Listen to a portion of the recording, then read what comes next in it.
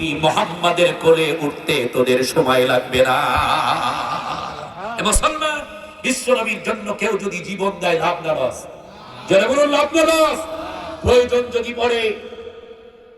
যদি পড়ে দরকার যদি হয় বিশ্ব নবীর মর্যাদাকে টিকিয়ে রাখার জন্য কোন কুলাঙ্গার, কোন আজাজিলের দোসর, শয়তানের চামুন্ডা বিশ্ব নবীকে গায়লমন্দ করে, ব্যঙ্গাত্মক কথা বলে, আপনি আমি মুসলমান হয়ে বিশ্ব নবীর মর্যাদাকে টিকিয়ে রাখার জন্য যদি জীবন দেওয়ার প্রয়োজন পড়ে, কোন কোন মুসলমান, কোন কোন তরুণ জীবন দিতে প্রস্তুত আছেন? নারায়ে তাকবীর বলে হাত তোলেন।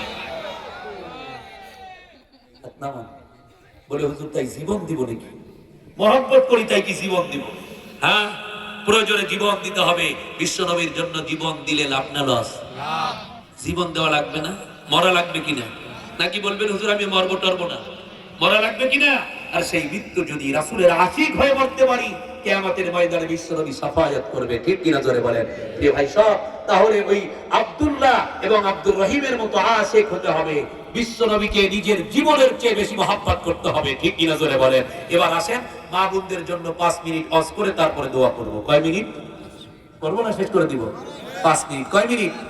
একটা হাদিস বলেছি, মা বোনেরা, মা বোনদের প্যান্ডেল আছে নাকি?